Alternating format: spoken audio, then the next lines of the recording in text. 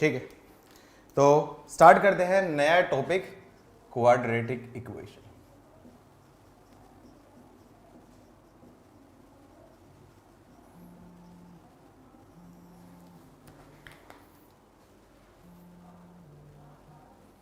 ठीक है, तो बेसिकली आपने लास्ट ईयर भी जब आपका अपना 9th क्लास के साथ फाउंडेशन कर रहे थे, तो उस टाइम आपने बेसिक आइडिया तो देख लिया था कि क्वाड्रेटिक इक्वेशन होता है क्या है। तो क्वाड्रेटिक इक्वेशन में क्या करते हैं, उसके रूट्स, उसके नेचर के बारे में पढ़ते हैं। देन उसके बाद रिलेशन बिटवीन रूट्स था, फॉर्मेशन ऑफ था, कॉमन रूट था, काफ़ी हद तक आप लोगों ने 9th में किया था। लेकिन यहाँ पे थोड़ा सा और हम लोग उसको डिटेल में जाएंगे। ठीक है, तो रेगुलरली ऐसा रहेगा, जो टॉपिक पढ़ाऊंगा उसके बेसिस पे मैं असाइनमेंट आपको, होमवर्क मैं बता दूंगा कि आपको मॉड्यूल में जो करना है। आपको अपनी तरफ से आपको आगे या पीछे भागने की जरूरत नहीं है। जितना मैं बताता हूँ अभी के लिए उतना करो, धीरे धीरे तुम लोगों को स्पीड की हैबिट हो जाएगी, तो तुम उसके बाद ऑटोमेटिक से खुद से करने लग जाओगे। ठीक है, तो स्टार्ट करते हैं क्वाड्रेटिक। तो सबसे पहले आपके क्या, जनरल पॉलिनोमियल सबको पढ़ी होगी आपने, general polynomial equation of degree n। I think सबने पढ़ी है general polynomial equation of degree n। क्या होती थी, N equation of type of, किस टाइप की इक्वेशन होती थी आपकी, px में बोल देता हूँ। px का मतलब पॉलिनोमियल इन x, मतलब x में वेरिएबल है।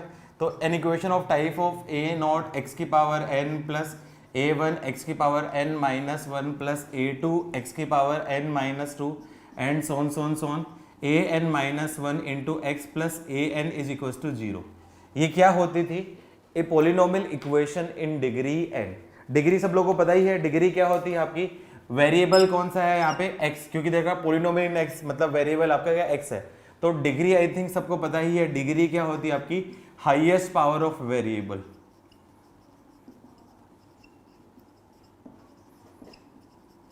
जो वेरिएबल की हाईएस्ट पावर होती है उसको क्या बोलते हैं, डिग्री बोलते हैं। अच्छा, यहाँ पे a nought, a1, a2, a3 and so on an, ये सारे आपके क्या है, कोफिशिएंट है। तो यहाँ पे मैं बोल सकता हूँ ये जो a नॉट हो गया, a1 हो गया, a2 हो गया एंड सोन ये हो गया an, ये सारे आपके क्या, कोफिशिएंट्स ऑफ वेरिएबल है। और ये 10th क्लास तक जो भी चीजें पढ़ा था, तो उसमें कोफिशिएंट आप लोग क्या पढ़ते थे, coefficient belongs to real number. लेकिन यहाँ पे आपका क्या, quadratic equation and complex number, ये आपका क्या चैप्टर होगा, तो उसमें आपका क्या, कोफिशिएंट रियल भी हो सकते हैं और इमेजिनरी भी हो सकते हैं। तो मतलब ये जो कोफिशिएंट है, ये सिंबल पता है, ये बिलोंग्स टू, ये आपका क्या हो सकता है, रियल भी हो सकते हैं, या फिर आपका इमेजिनरी भी हो सकते हैं, या फिर कॉम्प्लेक्स भी हो सकते हैं, कुछ भी हो सकते हैं यहाँ पे। ठीक है, अब ये नहीं बोल सकते कि आपका कोफिशिएंट बिलोंग्स टू रियल होगा। लेकिन यहाँ पे एक चीज याद रखना, मैंने क्या बोला, आपका डिग्री n, डिग्री n बोला है, मतलब आपका क्या, हाईएस्ट पावर ऑफ वेरिएबल क्या है आपका n है। इसका मतलब उसका जो कोफिशिएंट है a nought should not equal to 0, मतलब a नॉट की वैल्यू 0 नहीं होगी। क्यों, a नॉट की वैल्यू 0 होगी तो ये टर्म आपकी हट जाएगी, तो इसकी डिग्री क्या होगी आपकी, n नहीं रहेगी, फिर डिग्री आपकी n-1 होगी यदि a1 की वैल्यू आपकी क्या, 0 नहीं होगी तो। ठीक है, तो हाईएस्ट पावर ऑफ वेरिएबल की डिग्री आपके क्या है, उसका कोफिशिएंट आपका क्या, 0 नहीं हो सकता है। ये बेसिक पॉलिनोमियल इक्वेशन है, 9th क्लास में पढ़ा होगा आप लोगों ने। ठीक है, अच्छा, अब इस पॉलिनोमियल इक्वेशन से हम लोग क्लासिफिकेशन पढ़ते हैं, क्लासिफिकेशन ऑफ पॉलिनोमियल। तो पॉलिनोमियल का क्लासिफिकेशन पढ़ा होगा, आई थिंक 9th क्लास में पढ़ा था। Polynomial can be classify by 2 types. पहला होता था on the basis of degree, second था आपका on the basis of term.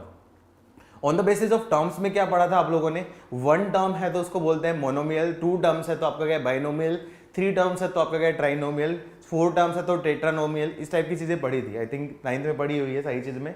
Second, on the basis of degree, on the basis of degree पे पढ़ा होगा आप लोगों ने, क्या होगा आपका, 1 डिग्री है तो इसके इसमें इक्वेशन क्या बनती है आपकी, लीनियर इक्वेशन, 2 डिग्री है तो क्वाड्रेटिक इक्वेशन, 3 डिग्री है तो क्यूबिक इक्वेशन, 4 डिग्री है तो biquadratic equation. I guess ये सारी चीजें पढ़ी हैं।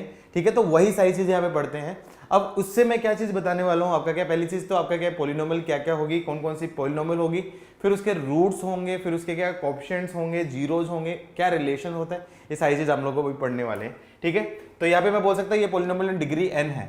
अब n की वैल्यू होगी डिफरेंट वैल्यू के लिए, उसके लिए मुझे डिफरेंट इक्वेशन बनेगी। यदि मैं बोलूँ n की वैल्यू यहाँ पे मैंने 1 बोल दी, तो ये जो पॉलिनोमियल किस टाइप की आ जाएगी, पॉलिनोमियल आ जाएगी आपकी ax प्लस b टाइप हो जाएगी। ये टाइप मतलब मैं स्टैंडर्ड टाइप बता रहा हूँ, मतलब इन जनरल मुझे कभी लीनियर लिखना हो तो लीनियर का मतलब आपका क्या, ax प्लस b लिखूंगा। क्वाड्रेटिक लिखना हो तो मैं ax square plus bx plus c लिखूंगा, स्टैंडर्ड ये होगा। ठीक है, ये कुछ भी हो सकती है, abc की वैल्यू कुछ भी अपने हिसाब से वेरी करेगी तो अपना नाम चेंज कर सकती है, लेकिन जब भी मुझे स्टैंडर्ड लिखना होगा तो मैं इसी टाइप से लिखूंगा। लीनियर का मतलब आपका क्या है, लीनियर में मतलब 1 डिग्री की टर्म भी होनी और उससे छोटी जितनी भी होंगी वो होगी, उससे छोटी एक ही डिग्री होगी, कांस्टेंट की टर्म होगी। ठीक है, तो ये आपकी क्या हो जाएगी, आपकी x plus b one b type की होगी। इस टाइप का मैं बोलूंगा आपका लीनियर इक्वेशन। अच्छा, आई थिंक आप लोगों को इक्वेशन, एक्सप्रेशन और आपकी इनइक्वलिटी, उन तीनों में आपको डिफरेंस ऑलरेडी पता है, वहां चीज बताने की जरूरत नहीं है। इसमें यहाँ पे इक्वल टू की बजाय ग्रेटर देन या लेस देन हो जाता है, तो ये आपके क्या है, आइडेंटिटी, वो आप इनइक्वलिटी बन जाती थी। ये सारी चीज पढ़ा है, वो ऑलरेडी पढ़ चुके हो आप लोग, वो मैं दोबारा से नहीं बताने वाला हूं आपको। ठीक है, सिमिलरली मैं क्या कर देता हूं, आपका n इजिकल्स टू 2 है, तो n इजिकल्स टू 2 है, तो px आ जाएगी आपकी ax² plus bx plus c type की आ जाएगी। इस टाइप की जो इक्वेशन है उसको मैं क्या बोलता हूं, आपका क्वाड्रेटिक इक्वेशन। n की वैल्यू आपकी क्या है, 3 है, तो इसको मैं बोल सकता हूं px किस टाइप की आ जाएगी, आपकी ax³ plus bx² plus cx plus d, इस टाइप की आ जाएगी। और इस टाइप की इक्वेशन को मैं क्या बोलता हूं, आपका क्यूबिक इक्वेशन। जो जनरल इक्वेशन है, जो स्टैंडर्ड है, मैं उसी के बारे में बता रहा हूं। n इजिकल्स टू 4 हो जाएगी, तो आपकी इक्वेशन क्या जाएगी, px इजिकल्स टू क्या जाएगी, आपकी ax की power 4 plus bx³ plus cx² plus dx plus e। इसको मैं क्या बोलूंगा, इसको मैं बोलूंगा आपका बाई क्वाड्रेटिक इक्वेशन बोलूंगा। ठीक है, तो आपके सिलेबस में सिर्फ 4 ही टाइप की इक्वेशन के बारे में भी पढ़ना है, linear equation, quadratic equation, cubic equation और बाई क्वाड्रेटिक इक्वेशन। उसके ऊपर होगा 5 डिग्री की होगी, 50 डिग्री की इक्वेशन होगी, 100 डिग्री की इक्वेशन होगी, तो मतलब वो एक आध स्पेसिफिक होगा, मतलब उसके बारे में जनरल नहीं पढ़ना पड़ेगा, मतलब स्पेसिफिक इक्वेशन होगा, उसमें रूट्स कैसे निकालते, सॉल्यूशन कैसे निकालते, वो आगे पढ़ेंगे। उसमें फंक्शंस वगैरह का यूज होगा, उसमें डिफरेंटेबिलिटी का भी यूज होगा, वो सारी चीजें अभी नहीं आएगी, वो सारी चीजें आपको 12th क्लास में पढ़ाए जाएंगे आपको फंक्शंस में, कि मान लो 50 डिग्री की इक्वेशन, उसमें कितने सॉल्यूशंस होंगे, वो सारी चीजें वो अभी नहीं पूछा जाएगा आपका। ठीक है, अभी सिर्फ लीनियर, क्वाड्रेटिक, क्यूबिक और बाई क्वाड्रेटिक इसी टाइप की आएंगे। अच्छा, 9th क्लास में आपने एक और चीज पढ़ी थी, जितनी उसकी डिग्री होती है उतने ही उसके क्या होते हैं, आपके सॉल्यूशंस। जितनी डिग्री होती है उतने ही आपके क्या है, सॉल्यूशंस होते हैं। सॉल्यूशन क्या होते हैं सबको पता है, ये वैल्यू ऑफ वेरिएबल होती है विद सेटिस्फाई इक्वेशन, मतलब सॉल्यूशन में भी रियल और इमेजिनरी, मतलब number of solution of equation is equals to number of degree. मतलब आपका यहां बोलूं मैं, आपका क्या लीनियर डिग्री है, तो इसमें क्या बोल सकता हूं, आपका 1 सॉल्यूशन हो गया। क्वाड्रेटिक इक्वेशन है तो आपका क्या हो गया, 2 सॉल्यूशंस हो गए। क्यूबिक इक्वेशन होगा आपका 3 सॉल्यूशन हो गए। बाई क्वाड्रेटिक इक्वेशन हो गया तो 4 सॉल्यूशन हो गए। अब ये जो सॉल्यूशंस हैं ये रियल भी हो सकते हैं, इमेजिनरी भी हो सकते हैं। मैं यहाँ पे रियल और इमेजिनरी के सॉल्यूशन की बात नहीं कर रहा हूं, मैं अभी टोटल नंबर ऑफ सॉल्यूशन की बात कर रहा हूं, क्योंकि सॉल्यूशन का मतलब क्या हो गया, ऑल वैल्यू ऑफ वेरिएबल्स, मतलब वो वेरिएबल की वैल्यू रियल वैल्यूज भी हो सकती है, इमेजिनरी भी हो सकती है। 10 तक का क्या होता है, अपन जो सॉल्यूशंस की बात करते थे वो आपका रियल सॉल्यूशन की बात करते थे, लेकिन यहां पे आपका कॉम्प्लेक्स नंबर भी आएगा, तो कॉम्प्लेक्स नंबर के साथ में हम लोग रियल सॉल्यूशन की भी बात करेंगे और इमेजिनरी सॉल्यूशन की भी बात करेंगे, तो दोनों टाइप के सॉल्यूशन को मैं कंसीडर करूंगा। अच्छा, इन केस यदि क्वेश्चन पूछा गया आपका नंबर ऑफ सॉल्यूशंस, तो नंबर ऑफ सॉल्यूशंस यदि उसने लिया है, लिखा है कि नंबर ऑफ रियल सॉल्यूशन, तो नंबर ऑफ रियल सॉल्यूशन का मतलब आपका क्या जाएगा, आपका टोटल जो सॉल्यूशंस में जो रियल होंगे वो आपको लेना है। और नंबर ऑफ सॉल्यूशन पूछा है, यदि आपका क्या डिग्री दे रखी है, डिग्री दे रखी है, तो मतलब वो क्वेश्चन में आपका क्या मैक्सिमम चांसेस है कि वो आपका रियल ही पूछेगा, क्योंकि इमेजिनरी सॉल्यूशन कॉम्प्लेक्स नंबर में ही पूछवाएगा। यदि कॉम्प्लेक्स नंबर से फाइंड करना यदि इजी नहीं होगा तो वो नंबर ऑफ रियल सॉल्यूशन के बारे में बात करेगा। तो वैसे जनरलाइज करता है, जब भी क्वेश्चन होता है तो हमेशा वो लिखता है कि टोटल नंबर ऑफ सॉल्यूशन कितने होंगे या total number of real solution ही होंगे। इन केस यदि भूल जाएगा तो उस केस में अब मान के चल लो कि आपका क्या रियल सॉल्यूशन के बारे में पूछा होगा, ठीक है, वरना एग्जाम में जनरली आपका स्पेसिफाई कर जाता है कि नंबर ऑफ रियल सॉल्यूशन ही क्या होते हैं। ठीक है, सबसे पहली चीज ये आपका क्या लिख लो। अच्छा, अब मेरा आपसे क्या क्वेश्चन है, 3 चीजें होती हैं। पहला आपका क्या होता है, आपका सॉल्यूशन होता है, एक होता है आपका रूट होता है, और एक होता है जीरोज। क्या तीनों सेम होते हैं या डिफरेंट होता है? सेम है तो क्या सेम है, डिफरेंस है तो क्या डिफरेंस है, कोई बताएगा? पहले ये नोट कर लो, फिर मैं बोर्ड रब कर लेता हूं, फिर उसके बारे में एक्सप्लेन करेंगे। क्या ये सेम होते हैं, डिफरेंट होते हैं? सेम होते हैं तो क्या सेम होता है, डिफरेंट है तो क्या डिफरेंस होता है? ये नोट हो गए? नोट हो गए तो पहले डन लिखो, फिर मैं बोर्ड रब करके इनके बारे में डिफरेंस एक्सप्लेन करता हूं। अरे इतना टाइप नहीं करना, माइक ऑन करके बोल सकते हो तुम लोग। डिफरेंस है तो क्या डिफरेंस है, कोई एक्सप्लेन कर देगा तो कर सकते हो। माइक ऑन करो और एक्सप्लेन करो। हाँ सर, मैं एग्जांपल देकर समझाऊं? नहीं, इन जनरल बताओ, एग्जांपल देके समझाओ। चलो सर जैसे हमारे पास क्वेश्चन हो गया x-4 का क्यूब, x-3 और x-2। तो सर अगर हमको रूट्स लिखना होगा तो 4 3 बार आएगा, जैसे 4 4 4 2 और 3। लेकिन अगर सर सॉल्यूशन में लिखेंगे तो वो सिर्फ आएगा 4 2 और 3। ओके ठीक है, ये हो गया। और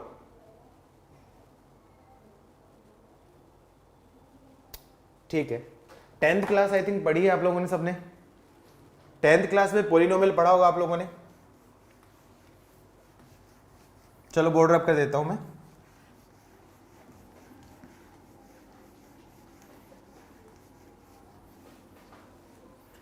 चलो आप ही की बात को मैं एक्सप्लेन करता हूं। 10th की एनसीईआरटी में चैप्टर आपका क्या 2 है, पॉलिनोमियल। उसमें आपका क्या दे रखे हैं, ग्राफ्स दे रखे हैं। ग्राफ्स दे रखे हैं तो उसने क्या दे रखा है, कोई एक ग्राफ दे रखा है, ऐसा कोई ग्राफ है, और ये आपका क्या दे दिया, आपका एक्स एक्सिस दे दी। ठीक है, एक ये ग्राफ है, ये एक्स एक्सिस दे दी। एक ये ग्राफ है, ये आपका क्या एक्स एक्सिस दे दी। और एक ये ग्राफ है, ये आपका क्या एक्स एक्सिस दे दी। अच्छा, अब उसमें क्या पूछा गया, 10th क्लास में क्वेश्चन पूछा गया है आपका नंबर ऑफ जीरोज।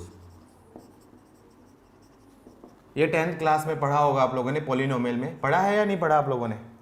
अच्छा 10th में अभी आओगे आप लोग, ठीक है ठीक है, मैं बता देता हूँ डिफरेंस। 10th क्लास में पढ़ते हैं तो जब नंबर ऑफ जीरोज की बात करते हैं तो नंबर ऑफ जीरोज क्या होते हैं, कोई भी पॉलिनोमियल इक्वेशन आपका क्या है, एक्स में पॉलिनोमियल इक्वेशन है, एक्स एक्सिस को जितनी जगह पे कट करता है, जितनी जगह पे कट करता है वही आपके क्या है नंबर ऑफ जीरोज होंगे। तो ये पॉलिनोमियल इक्वेशन उसको कितनी जगह पे कट करती है, 1 2 3 और 4 जगह पे कट करती है। तो इसके आपके क्या है 4 जीरोज हो जाएंगे। ये जो इक्वेशन है उसको कितनी जगह पे कट करती है, ये आपका क्या एक्स एक्सिस दे रखा है। ये इक्वेशन उसको कितनी जगह पे कट करती है, 2 प्लेस पे कट के देते हो तो 2 आपके क्या है जीरोज हो जाएंगे। ये इक्वेशन उसको एक ही जगह पे कट करती है तो यहाँ पे आपका क्या है 1 जीरोज हो जाएंगे। और यहाँ पे एक भी जगह पे कट नहीं करती, इसका मतलब आपका क्या 0 जीरोज हो जाएंगे। लेकिन यदि यहाँ पे मैं सॉल्यूशंस की बात करूं या फिर रूट्स की बात करूं, तो सॉल्यूशंस हो या रूट्स हो वो आपके क्या डिफरेंट हो सकते हैं। जरूरी नहीं कि सॉल्यूशन होगा रूट्स होगा ये सेम होगा, तो दोनों में एक डिफरेंस होता है। आप जो बता रही थी, किसी ने बताया था, मुझे नाम याद नहीं है, शायद तनुक्षा ने बताया था, थोड़ा सा यहाँ पे सॉल्यूशंस और जो रूट्स होते हैं ये एग्जैक्टली सेम होते हैं। ये एग्जैक्टली क्या होते हैं, आपके सेम होते हैं। और जीरोज होता है उसका बेसिक मीनिंग भी सेम ही होता है। आपका 10th क्लास तक सॉल्यूशंस हो गया, रूट हो गया, जीरोज हो गया, वो तीनों सेम होते थे 10th क्लास तक। सॉल्यूशंस हो गया, जीरोज हो गया, रूट्स हो गया, तो वो सेम होते थे। क्यों? क्योंकि 10th में हम लोग बात करते थे सिर्फ नंबर ऑफ रियल सॉल्यूशन की बात करते थे। लेकिन अब 11th क्लास में आ जाओगे तो थोड़ा सा यहाँ पे डिफरेंस होता है। दोनों में एक डिफरेंस होता है, माइनस डिफरेंस होता है। क्या डिफरेंस होता है, सॉल्यूशंस होते हैं या फिर रूट्स होते हैं are the values of variable which satisfy any equation. Solution हो गया और रूट्स हो गया आर द वैल्यूज, वैल्यू हो सकती है या वैल्यूज हो सकती है, values of variable which satisfy any equation. Solution में भी रियल और इमेजिनरी। और किसी भी इक्वेशन में, कोई भी पॉलिनोमियल इक्वेशन में जब भी मुझे नंबर ऑफ सॉल्यूशन निकालना है तो नंबर ऑफ सॉल्यूशंस की बात करूं या फिर नंबर ऑफ रूट्स की बात करूं, तो नंबर ऑफ सॉल्यूशन हो या नंबर ऑफ रूट्स हो वो उसके डिग्री के इक्वल हो। मतलब जितनी डिग्री उतने ही आपके क्या है सॉल्यूशंस होंगे। ठीक है, अब यहाँ पे रूट्स सेम भी हो सकते हैं, डिस्टिंक्ट भी हो सकते हैं, वो बात अलग है। रूट्स सेम भी हो सकते हैं, डिस्टिंक्ट भी हो सकते हैं, वो बात अलग है। लेकिन जीरोज क्या होते हैं, जीरोज क्या होते हैं, real and distinct, real and distinct zeros होंगे ना, उन्हीं को आपका क्या है जीरो और रियल एंड डिस्टिंक्ट सॉल्यूशन होते हैं, उन्हीं को मैं क्या बोलता हूं, आपका जीरोज बोलता हूं। तो ये एक बेसिकली थोड़ा सा डिफरेंस है। मैं लिखवा देता हूं आपका सॉल्यूशन और रूट्स। ये क्या दे रखा है आपका, solution and roots are the values of variable which satisfy any polynomial equation. तो in general number of solution, in general मैं बात करूं, in general number of solutions of equation is equal to क्या होगा आपका, नंबर ऑफ डिग्री। मतलब जितनी degree होगी उतने ही सॉल्यूशंस होंगे। अच्छा, अब यहां पे सॉल्यूशंस की बात करूं या फिर रूट्स की बात करूं तो मैं बोल सकता हूं आपका सॉल्यूशंस हो या फिर आपका क्या है रूट्स हो, दोनों मैं एक ही बात बोलूंगा, मे बी रियल और इमेजिनरी। रियल भी हो सकते हैं, इमेजिनरी भी हो सकते हैं। लेकिन जब जीरोज की बात करूं तो जीरोज क्या होते हैं, are the real and distinct solution. Real and distinct solution, real and distinct का मतलब जो सॉल्यूशंस जो आपके क्या रियल है और डिस्टिंक्ट मतलब डिफरेंट डिफरेंट है, उन्हीं को मैं क्या बोलूंगा आपका जीरोज। ठीक है, ये 10th क्लास में पढ़ा होगा आप लोगों ने। ठीक है, अब मैं क्वाड्रेटिक के लिए बात करता हूं। तो क्वाड्रेटिक में मैं बात करूं, यदि मान लो आपका फॉर एनी क्वाड्रेटिक इक्वेशन में बात करूं, f(x) is equals to ax² plus bx plus c। अब इसकी डिग्री क्या दे रखी है आपकी 2 डिग्री। अब 2 डिग्री है तो इसमें कितने सॉल्यूशन हो सकते हैं आपके, 2 सॉल्यूशन हो सकते हैं। अब 2 सॉल्यूशन क्या क्या हो सकते हैं, या तो आपका क्या 2 रियल सॉल्यूशन हो सकता है, या फिर आपका क्या 2 इमेजिनरी सॉल्यूशन हो सकते हैं। अब ये मत बोल देना 1 रियल और 1 इमेजिनरी। 1 रियल सॉल्यूशन कभी भी नहीं होता है, क्यों, क्योंकि रियल सॉल्यूशन हमेशा पेयर में मिलेंगे। रियल सॉल्यूशन हमेशा पेयर में मिलेंगे, इसका मतलब आपका क्या 0 रियल सॉल्यूशन हो सकते हैं, 2 रियल सॉल्यूशन हो सकते हैं, 4 रियल सॉल्यूशन हो सकते हैं, या 8 हो सकते हैं, या फिर 50 ऐसा हो सकते हैं। रियल सॉल्यूशन कभी भी ओड टाइप का नहीं मिलेगा, क्योंकि रियल सॉल्यूशन हमेशा पेयर में मिलते, सॉरी इमेजिनरी सॉल्यूशन हमेशा पेयर में मिलते हैं। तो इमेजिनरी सॉल्यूशन हमेशा या तो 2 इमेजिनरी सॉल्यूशन होंगे, या फिर 4 इमेजिनरी सॉल्यूशन होंगे, या फिर 6 इमेजिनरी होंगे। आपके क्या इमेजिनरी सॉल्यूशन हमेशा पेयर में मिलेंगे, इवन नंबर में मिलेंगे। इमेजिनरी सॉल्यूशन आपका क्या है, आपका क्या ओड नंबर में नहीं मिलेंगे। आपका ऐसा नहीं होगा आपका 51 इमेजिनरी सॉल्यूशन, 51 इमेजिनरी नहीं होगा, क्योंकि इमेजिनरी सॉल्यूशन हमेशा क्या आपके पेयर में मिलते हैं। रियल सॉल्यूशन कुछ भी हो सकते हैं। रियल सॉल्यूशन क्या होगा आपका, जितनी बार आपका क्या है एक्स एक्सेस को कट करेगा वो आपका क्या होगा, रियल सॉल्यूशन हो जाएगा। ठीक है, अच्छा तो अब यहां पे मैं बात करता हूं, तो ये जो इक्वेशन है क्वाड्रेटिक इक्वेशन का ग्राफ है, ये क्वाड्रेटिक इक्वेशन का ग्राफ है, ये भी क्वाड्रेटिक इक्वेशन का ग्राफ है, और ये भी क्वाड्रेटिक इक्वेशन का ग्राफ है। तीनों की कंडीशन अलग अलग है। ग्राफ कैसे होंगे मैं आगे बताऊंगा। अब देखो ये जो ग्राफ है एक्स एक्सेस को 2 जगह पे कट करता है, तो इसके सॉल्यूशन तो मैं बोलूंगा आपका 2 सॉल्यूशंस होंगे, और 2 जगह पे कट कर रहा है तो इसमें बोल दूंगा आपका कि 2 जीरोज होंगे। ये क्वाड्रेटिक इक्वेशन का ग्राफ है, तो सॉल्यूशन तो हमेशा क्या बोलूंगा आपका 2 सॉल्यूशंस होंगे, और दोनों कौन से टाइप के होंगे आपके क्या सेम टाइप के सॉल्यूशंस होंगे। लेकिन जब भी मैं जीरोज की बात करूंगा तो यहाँ पे आपका क्या है 1 जीरोज होगा। ठीक है, ये जो ग्राफ है इसमें सॉल्यूशन तो मैं बोलूंगा आपका 2 सॉल्यूशंस ही होंगे, लेकिन यहाँ पे एक्स एक्सेस को कट नहीं कर रहा, मतलब रियल नहीं है। यहाँ पे कौन से सॉल्यूशन होंगे आपके, इमेजिनरी सॉल्यूशन होंगे। इमेजिनरी सॉल्यूशन है, इसलिए मैं यहाँ पे बोल सकता हूँ आपका क्या है इस इक्वेशन में क्या होंगे आपके 0 जीरोज होंगे। आई होप ये बेसिक सा माइनर डिफरेंस है सबको क्लियर हुआ होगा। ठीक है, नोट कर लो। When the number of solution, बेटा नंबर ऑफ सॉल्यूशन तो हमेशा डिग्री के इक्वल होंगे। नंबर ऑफ सॉल्यूशन तो हमेशा डिग्री के इक्वल होंगे, क्योंकि नंबर ऑफ सॉल्यूशंस में मैं बात करूं रियल सॉल्यूशन या इमेजिनरी सॉल्यूशन सारे आते हैं। सॉल्यूशन की बात करूं मतलब रियल वैल्यू या इमेजिनरी वैल्यू, लेकिन जीरोज कौन से होंगे, जीरो सिर्फ रियल और डिस्टिंक्ट ही होंगे। वैसे इतना टेंशन लेने की जरूरत नहीं, क्योंकि कभी भी नहीं पूछेगा। जब भी वो क्वेश्चन पूछेगा तो हमेशा नंबर ऑफ रियल सॉल्यूशन पूछेगा, तो रियल सॉल्यूशन में सारे आपके आ जाएंगे जो कट कर रहे हैं। अब रियल में सेम है, जैसे यहां पे आपका बात कर रहा हूं, ये इस टाइप का ग्राफ है, तो यहां पे आपका नंबर ऑफ रियल सॉल्यूशन की बात करूंगा तो मैं यहां पे बोलूंगा 2 रियल सॉल्यूशन, क्योंकि यहाँ पे दोनों रियल है। भले यहाँ पे टच कर रहा है तो दोनों सेम आ रहे हैं, तो मतलब 1 रियल नहीं बोलूंगा, यहाँ पे मैं बोलूंगा 2 रियल सॉल्यूशन। ये डिफरेंस याद रखना है, यहाँ पे कुछ बच्चे गलती कर सकते हैं। बाकी जीरोज वगैरह इस टाइप का नहीं पता पूछेगा, बस मैंने आपको डिफरेंस बताने के लिए किया है। नोट हो गया बेटा, डन लिखो फटाफट से। क्वाड्रेटिक इक्वेशन, तो अभी मैंने क्या बोला है, any equation of type ax² plus bx plus c is equals to 0, इस टाइप की जो इक्वेशन होगी उसको मैं क्या बोलता हूं आपका क्वाड्रेटिक इक्वेशन बोलूंगा। मैंने क्या बोला है, क्वाड्रेटिक इक्वेशन जितनी डिग्री उतने सॉल्यूशन, मतलब मैं बोलूंगा आपका क्या 2 सॉल्यूशंस, या फिर मैं इसको ब्रैकेट में बोल सकता हूँ रूट्स। दोनों नाम से बोल सकता है, सॉल्यूशन भी बोल सकता है या फिर रूट्स भी बोल सकता है। रियल होंगे इमेजिनरी होंगे वो कंडीशन हम लोग बाद में देखेंगे। ठीक है, अच्छा अब इसमें क्या कंडीशन देख लेता हूं। ये क्वाड्रेटिक होने के लिए क्या बोल सकता हूं यहाँ पे a b c, ये क्या है आपके बिलोंग्स टू रियल नंबर भी हो सकते हैं या फिर कॉम्प्लेक्स नंबर भी हो सकते हैं।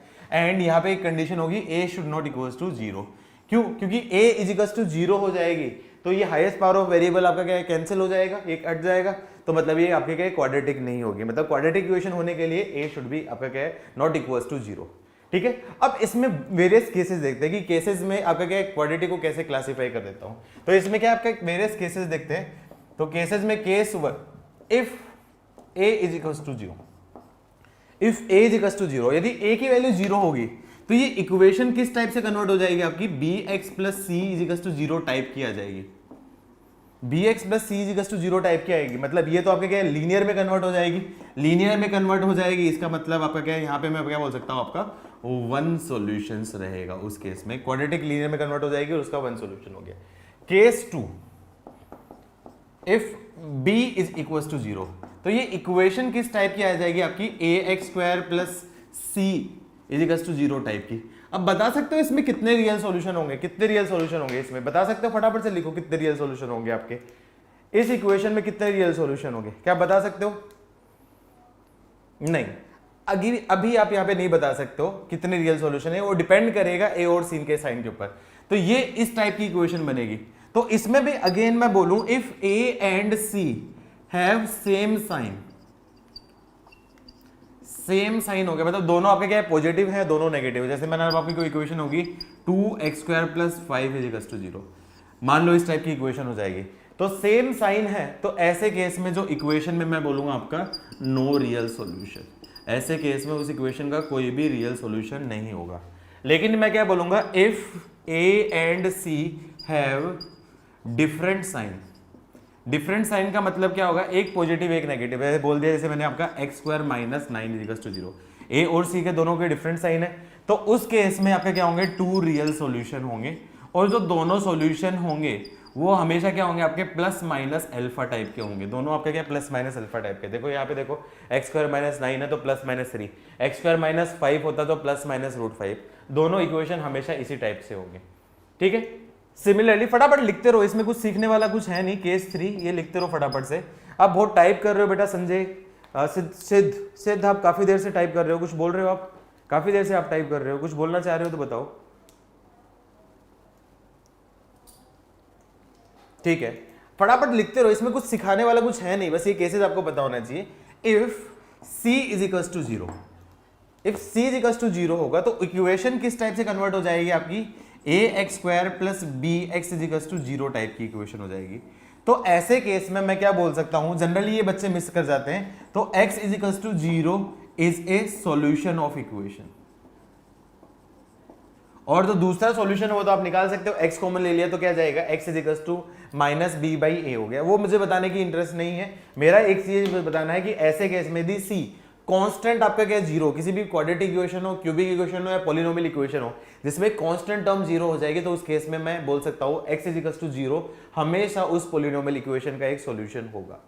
ठीक है, सिमिलरली केस 4 में मैं बोलूंगा if a is equal to zero and b is equal to zero, a is equal to zero और b is equal to zero, तो इस केस में मैं बोल सकता हूं आपका constant is equal to zero, और कांस्टेंट जीरो के इक्वल नहीं होगा तो मतलब यहां पे मैं बोलूंगा आपका क्या, नॉट पॉसिबल।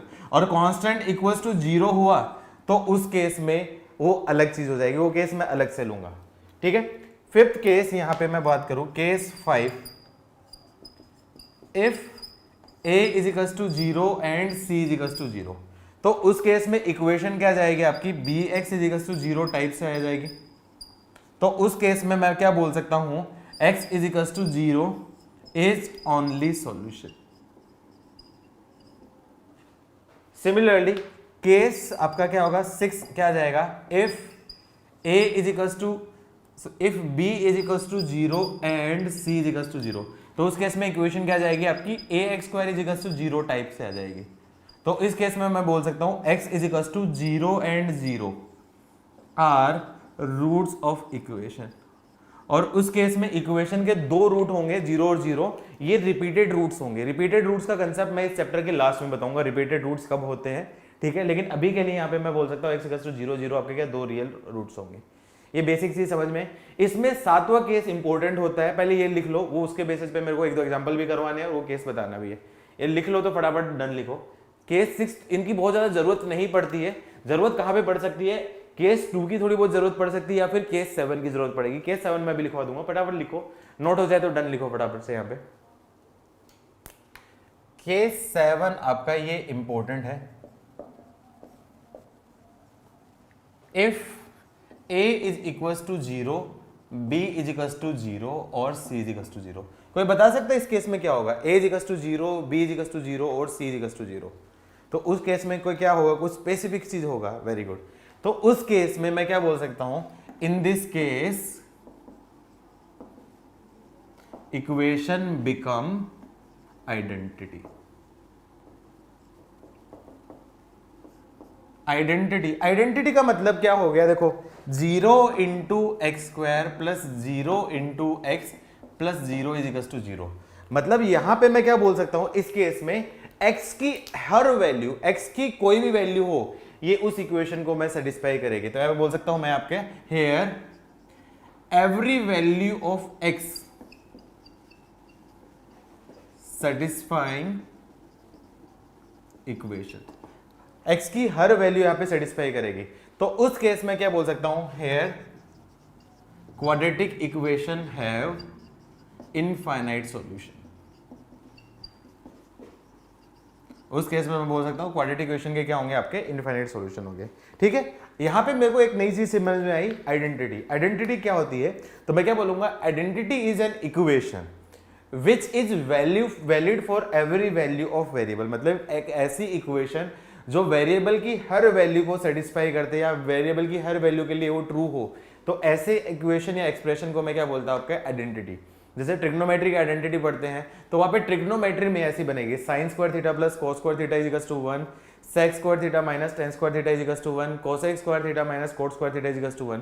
मतलब जिन जिन वैल्यू पे फंक्शन डिफाइन है उन सारी वैल्यू को यहाँ पे उस पे वैल्यू इसकी ट्रू होती है, तो ये आपके एक्सप्रेशन क्या बनता है, आपकी आइडेंटिटी बनती है।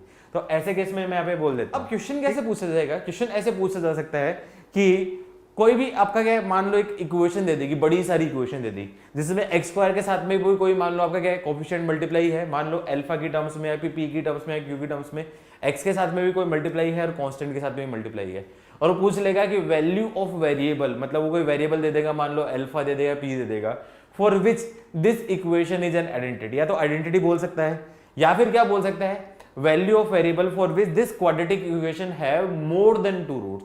मतलब क्वाड्रेटिक इक्वेशन के more than 2 root, quadratic equation के मोर देन 2 रूट तो कभी पॉसिबल होते नहीं। पॉसिबल कब होंगे, वो एक ही केस में पॉसिबल होंगे, जब वो क्या होगी, आपकी इक्वेशन के बन जाएगी आपकी आइडेंटिटी।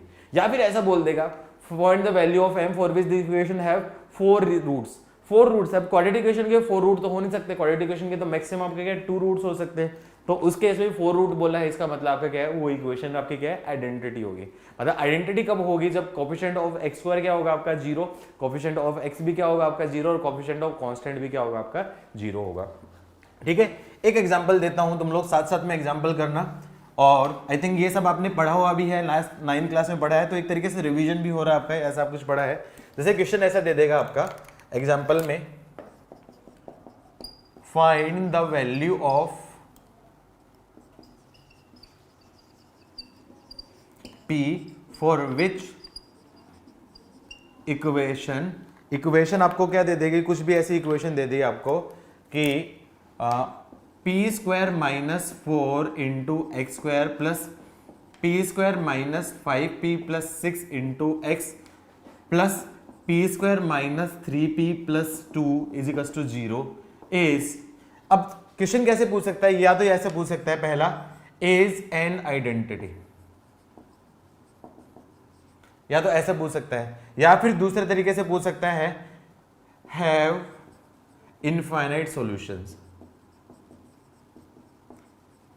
या फिर इसकी लैंग्वेज ऐसी हो सकती है क्वेश्चन की, equation have more than 2 solutions. ठीक है, बता सकते हो क्या आंसर होगा, क्या आंसर होगा, पी की कोई वैल्यू ऐसी, very good, P is to 2, I think सबको आता होगा। उसने क्या पूछा है, ऐसे इक्वेशन निकालो जिसके लिए आइडेंटिटी बने, या तो ऐसे पूछ सकता है, या फिर इनफाइनाइट सॉल्यूशन बोल सकता है, या फिर आपका क्या है, मोर देन 2 सॉल्यूशन। मैं बोलूंगा ये आपका possible only when capital A is to, मैं बोल लेता हूं क्वाड्रेटिक इक्वेशन बोल सकता हूं ax square plus bx plus c type की, तो मैं बोल सकता हूं possible only when a is to 0 and b is equal to 0 and c is equal to 0। And का मतलब हो गया बाउंड, एंड का मतलब हो गया बाउंड, बाउंड का मतलब क्या होगा, यदि ऐसे केस में a is equal to 0, b is equal to 0 और c इज इक्वल टू 0, उनको सोल्व करूंगा, और कोई भी पॉलिनोमियल आपका क्या यहाँ पे मैं बोलूँ वेरिएबल की, ये कोई एक ऐसी कॉमन वैल्यू आती है जो तीनों में से जो कॉमन होगी, तो उस केस में मैं बोल सकता हूं उस पॉइंट के लिए आपका क्या आइडेंटिटी बनेगी। इन केस मान लो कोई भी ऐसी कोई कॉमन वैल्यू नहीं मिल रही जो तीनों में हो, मतलब जिसमें तीनों एक साथ जीरो हो रहे हो, तो मतलब मैं ऐसा बोल सकता हूँ no such value of exist, या फिर मैं बोल सकता हूँ उस केस में इक्वेशन आपकी आइडेंटिटी पॉसिबल नहीं हो सकती।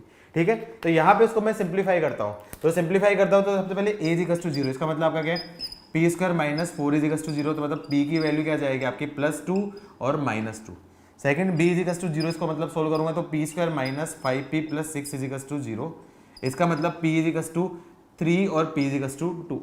नेक्स्ट मैं बात करूं c इक्वल टू 0, c का मतलब आपका क्या होगा p square minus 3p + 2 equal to 0, इसका मतलब p इक्वल टू 1 और p इक्वल टू 2।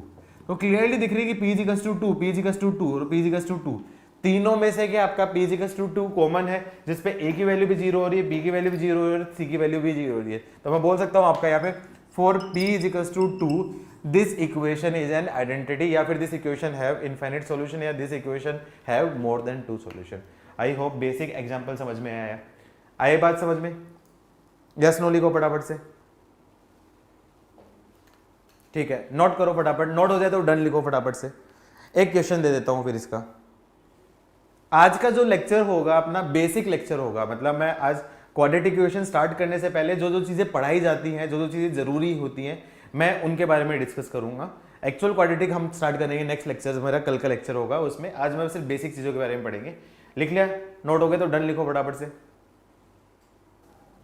अब मान लो यदि कोई क्वेश्चन उसने ऐसा दे दिया लैंग्वेज घुमा के कि बोलूंगा number of solutions of equation. Equation ऐसे दे दी आपको, लेट्स अज्यूम करो कि ऐसी इक्वेशन दे दी आपको कि x + b × x + c upon दे दिया आपका b - a × c - a plus x + c × x + a upon यहाँ पे बोल दिया c - b × a - b, या फिर ऐसा दे देगा आपका x + a × x + b। तो यहाँ पे क्या दे दिया आपका b - c × a - c is equals to 1। तो बोल देगा number of solution of this equation. अब इस इक्वेशन के सॉल्यूशन निकालने हैं, तो बताओ कितने सॉल्यूशन होंगे, जल्दी बताओ। Good, very good. अच्छा, अब ये देखो ये क्वेश्चन है, ये थोड़ा अच्छा क्वेश्चन है, जिसने देखा होगा वही सोल्व कर पाएगा, जिसने देखा हुआ नहीं होगा वो बड़ा कॉम्प्लिकेटेड जा सकता है। क्या करेंगे जनरली, जिसने नहीं देखा होगा तो वो क्या करेगा, पहली चीज इसको सोल्व करने की कोशिश करेगा। सोल्व करने के लिए क्या करेगा, एलसीएम लेगा। अब एलसीएम लेगा तो ये बड़ा कॉम्प्लिकेटेड सा हो जाएगा, क्योंकि इतना बड़ा एक्सप्रेशन उसमें भी एलसीएम लूंगा तो बहुत ही कॉम्प्लिकेटेड सा हो जाएगा। ठीक है, तो ऐसे क्वेश्चन को सोल्व करने के लिए कुछ सोचना पड़ेगा। तो मैं क्या करूं, क्वेश्चन को ऑब्जर्व करो, थोड़ा ध्यान से देखो। B C C A B, मतलब कहीं ना कहीं ऊपर जो इक्वेशन हो और नीचे इक्वेशन हो आपका क्या सेम टाइप की कुछ दे रखी है। अब इस इक्वेशन में मैं हिट एंड ट्रायल से सोचूं, मैं क्या करूं, मैं हिट एंड ट्रायल सोचा कि यहां पे मैं क्या करता हूं, इसके सॉल्यूशन फाइंड करने की कोशिश करता हूं। तो मैंने क्या सोचा, लेट्स अज्यूम करो, देखिए आपका क्या b - a और c - a। x की जगह यदि मैं -a रखूंगा, x की जगह -a रखूंगा तो क्या जाएगा, b - a बचेगा, और यहाँ पे भी क्या आएगा, x की जगह -a रखूंगा तो c - a बचेगा। इसी टाइप का आ रहा है। ठीक है, तो मैंने क्या सोचा, हिट एंड ट्रायल से मुझे ये स्ट्राइक हुआ कि मैं यदि सोचूं इफ x = मैं बोलूं -a, x = -a, तो x = -a पे इक्वेशन क्या बनेगी आपकी, -a + b × -a + c upon ये क्या बनेगी, b - a × c - a। देखो क्लियरली दिख रहा है, b - a और b - a ये आपका क्या है, कैंसिल, c - a ये आपका क्या है, कैंसिल, प्लस यहाँ पे रखूंगा तो क्या जाएगा, यहाँ पे आपका क्या जाएगा, -a + c, और ये क्या आपका -a + a अपॉन, इधर देखो -a + a, ये आपका क्या जाएगा, आपका 0। तो मैं इसको डायरेक्टली लिख देता हूँ, आपका ये बन जाएगा आपका 0, प्लस सिमिलरली -a + a ये आपका क्या अगेन क्या होगा, 0 = 1। क्या करूंगा, ये कैंसिल हो जाएगा, तो इससे क्या मुझे समझ में आएगी कि 1 = 1। 1 = 1 का मतलब क्या हो गया, मैं बोल सकता हूं x = -a satisfy this equation. तो वैसे ही मैं रूट फाइंड करने की कोशिश करूंगा, तो मैं क्या करूं, सिमिलरली मतलब अब सेम कंसेप्ट से मैं सोचूं at x is equals to minus b, at x equals to minus b, तो मैं आपका क्या हो जाएगा, आपका माइनस बी रखूंगा तो माइनस बी प्लस बी, ये क्या जाएगा आपका पहला वाला क्या जाएगा आपका जीरो, ये क्या जाएगा minus b plus c upon minus b plus a upon क्या जाएगा आपका c minus b upon a minus b, और माइनस बी प्लस बी ये क्या जाएगा आपका zero is equals to one, तो ये से ये कैंसिल, ये से ये कैंसिल, तो क्लियरली आया आपका one is equals to one. तो क्लियरली मैं क्या बोल सकता हूँ आपका x is equals to minus b also satisfy equation. Similarly मैं क्या बोलूं, सिमिलरली यदि सेम लॉजिक से मैं सोचूं at x is equals to minus c पे पहला जीरो, दूसरा भी आपका क्या जाएगा आपका जीरो, और तीसरे में ऊपर नीचे सेम हो जाएगा तो one is equals to one आ जाएगा, तो clearly one is equals to one, तो बोल सकता हूं x is equals to minus c also satisfy. तो क्लियरली दिख रहा है कि ये इक्वेशन क्या है, क्वाड्रेटिक। देखो इसकी डिग्री देखूंगा तो ये क्या आपकी इक्वेशन डिग्री आपकी क्या है 2 है, डिग्री आपकी क्या है 2 डिग्री है, 2 डिग्री का मतलब आपका क्या है आपका क्वाड्रेटिक इक्वेशन, और क्वाड्रेटिक इक्वेशन है 2 डिग्री है, और इसके कितनी वैल्यूज है, x की जगह माइनस ए माइनस बी माइनस सी, 3 वैल्यू है जो उसको सेटिस्फाई कर रही है। इसका मतलब क्वाड्रेटिक इक्वेशन में 3 रियल रूट हो रहे हैं, और क्वाड्रेटिक में 3 रियल रूट कभी पॉसिबल हो नहीं सकते। तो मैं क्या बोल सकता हूं आपका this is possible only when कब होगा, जब आपकी क्या होगी equation is an identity, equation क्या होगी आपकी आइडेंटिटी होगी, और आइडेंटिटी होती है तो उस केस में इक्वेशन कितने सॉल्यूशन होते हैं आपके इनफाइनाइट सॉल्यूशंस, और यही इस क्वेश्चन का क्या होगा फाइनल आंसर। आई बात समझ में, यस नो लिखो फटाफट से, री एक्सप्लेन। बेटा देखो x की जगह मैं माइनस ए रखा, x की जगह मैंने माइनस ए रखा, तो ये और ये ऊपर और नीचे वाला कैंसिल हो रहा है, ये आपका क्या है 1 बन जाएगा, माइनस ए रखूंगा तो ये आपका क्या है 0, और माइनस ए रखूंगा तो माइनस ए प्लस ए, ये आपका क्या है 0, तो ये इक्वेशन क्या बन जाएगी आपकी 1 प्लस 0, तो मतलब 1 इज इक्वल्स टू 1 आ रही है, 1 इज इक्वल्स टू 1 आ रही है, मतलब ये x is equals to minus a इसको सेटिस्फाई कर रही है। फैक्टर थ्योरम क्या बोलती है, if at x is equals to alpha, if x at x equals to alpha, p alpha is equals to 0, p alpha के लिए क्या कर दो 1 को इधर ले आओ, 1 को इधर ले आओ, तो 1 माइनस 1 क्या जाएगा आपका 0, तो मैं क्या बोलूंगा at x is equals to minus a, p minus a is equals to 0, it means x is equals to minus a is a solution of equation या फिर रूट ऑफ इक्वेशन, यही पढ़ा था।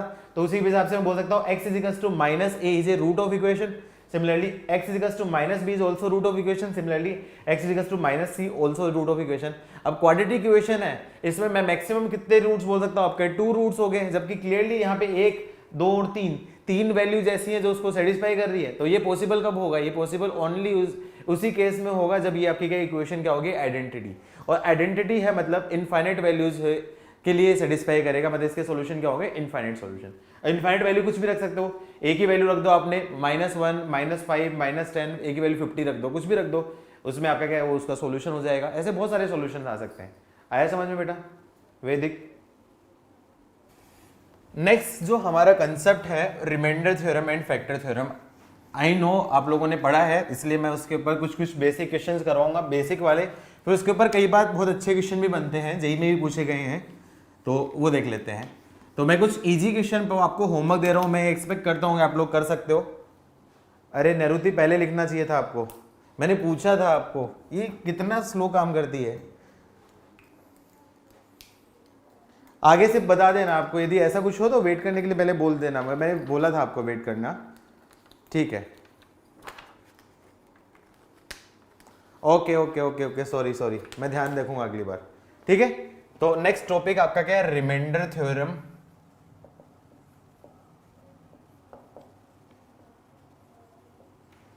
And factor theorem.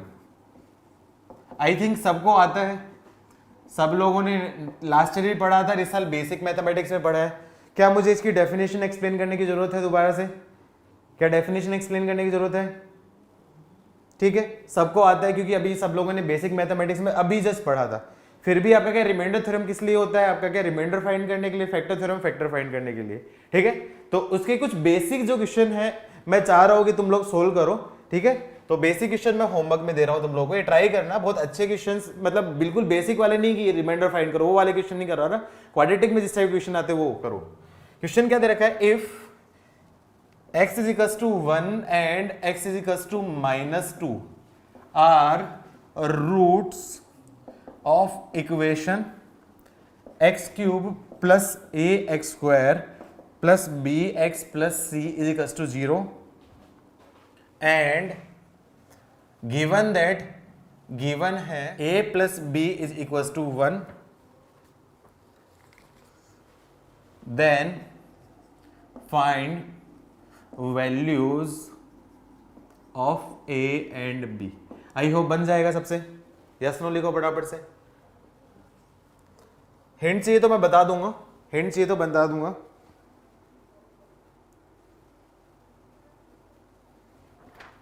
ठीक है, second question,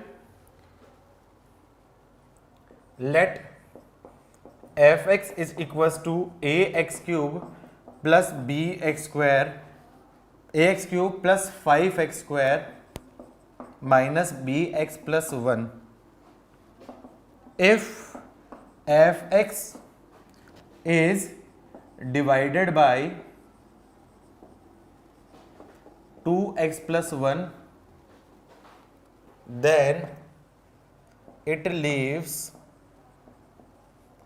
remainder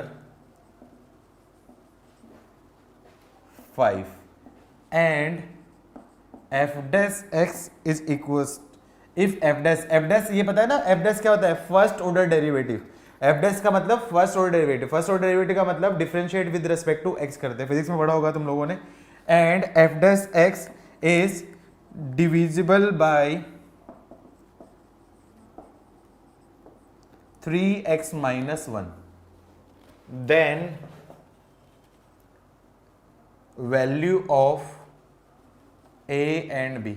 बन जाएगा या फिर हिंट बतानी है, बन जाएगा, हिंट बन जाए बतानी है। थर्ड क्वेश्चन, ठीक है, हो जाएगा। थर्ड क्वेश्चन है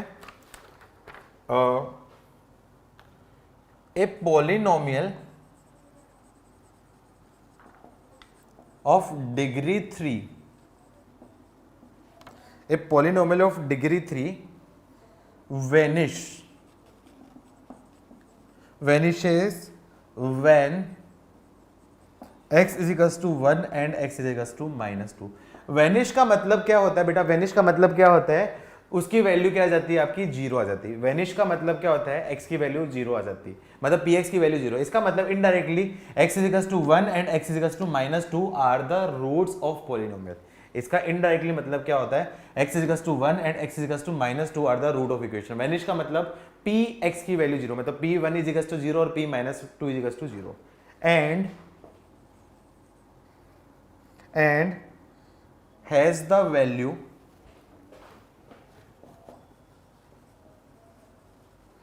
has the value 4 and 28 when x is equals to -1 and x is equals to 2, then find the value of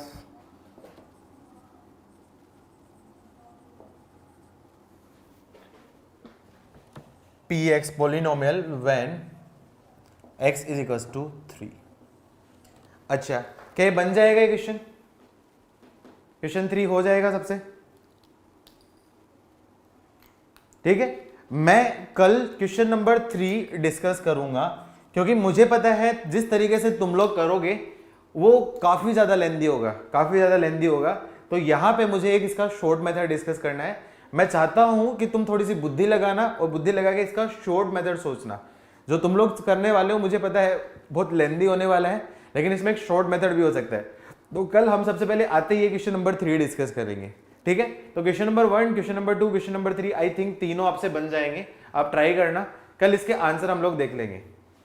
basic mathematics में करवाए, ठीक है, फिर तो बहुत बढ़िया है, ठीक है। लिख लो फटाफट से, कैसे करवाए बेसिक मैथमेटिक्स में। आपका क्या रिमाइंडर थ्योरम से आपका क्या p1 is equals to 0 p -2 is equals to 0 उस तरीके से करवाया है, या फिर आपका क्या दो फैक्टर लेके करवाया आपको, बाई फॉर्मिंग इक्वेशन। ठीक है, फिर तो बहुत बढ़िया है, वेरी गुड। यदि करवा दिया तो फिर बहुत अच्छा है। मेरा इंटरेस्ट भी वही बताना था आपका क्या है, ये उसके क्या दे रखे आपके दो, आपके क्या दे रखे आपके वैनिश हो रहा है, मतलब मैं बोल सकता हूं x minus 1 and x plus 2 are factors, ये फैक्टर्स दे रखे हैं। और तो उस केस में जो पॉलिनोमियल डिग्री 3 है, मैं बोल सकता हूं दो फैक्टर तो मिल गए मुझे, x माइनस 1 और x प्लस 2। तो तीसरी जो पॉलिनोमियल है उसको मैं क्या बोल सकता हूं आपका अल्फा x प्लस बीटा, ये तीसरा फैक्टर हो गया। मैंने अल्फा x प्लस बीटा क्यों लिया है, क्योंकि मुझे नहीं पता कि x का कोएफिशिएंट क्या दे रखा है। तो मेरा एम क्या है यहाँ पे, अल्फा और बीटा दो वेरिएबल, इनकी वैल्यू फाइंड करनी है। अब दो वेरिएबल की फाइंड करने के लिए क्या करूंगा, x इज इक्वल टू क्या रखा आपने, -1 रखा तो 4 और x इज इक्वल टू 2 रखा तो 28 हो जाएगा। उससे आपका क्या आंसर आएगा।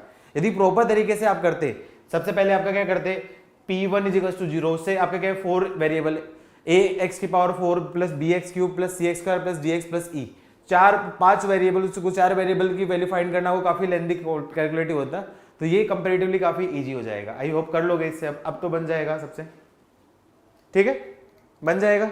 नोट हो गए तो यस डाउन लिखो। नहीं होमवर्क नहीं, क्लास नोट्स, जो भी क्लास में करता हूं सब क्लास नोट्स में होना है, सब क्लास नोट्स में, कोई और अलग से कुछ नहीं करना। जो भी करना आपको क्लास नोट्स में करना है, सब कुछ क्लास नोट्स में। मॉड्यूल का जब डिस्कशन करूंगा तो काफी ऐसे क्वेश्चन होंगे जो अच्छे क्वेश्चन होंगे, तो उनको भी मैं बोलूंगा कि क्लास नोट्स में लिखना है, तो मतलब वो भी क्लास नोट्स में लिखना है। ठीक है, अब ये तो क्या थे आपके बेसिक सम्स थे। बेसिक सम तो आप डायरेक्टली कर ही लोगे। अब इसमें कई अच्छे क्वेश्चन भी बनते हैं, रिमाइंडर थ्योरम में कई बहुत अच्छे क्वेश्चन बनते हैं। तो मैं देखता हूं कितने बच्चे सोच पाते हैं वो वाले।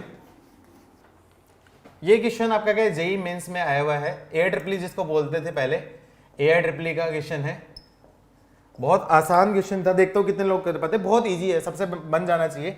इफ, ये अभी करना है, if f(x) is a quadratic equation, QE का मतलब होगा quadratic equation with real coefficients and it is known that f of 5 is equals to minus 3f of 2. It is known that f of 5 is equals to minus 3f of 2 and 3 is the root of equation. Then find its other root. काफी easy है, बस थोड़ा सा बुद्धि लगानी पड़ेगी। बुद्धि लगाओगे तो बन जाएगा, थोड़ा सा दिमाग लगाओ। इजी क्वेश्चन है।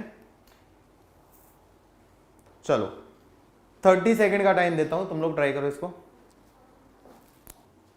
चलो क्या करेंगे, इन जनरल जैसे बच्चे सोचते वैसे करते हैं। अब आप लिख देना, जिसका आंसर आए लिख देना, मैं भी सोल्व करता हूं। तो उसने क्या बोला, f(x) क्वाड्रेटिक इक्वेशन है जिसके कोएफिशिएंट क्या रियल दे रखे हैं।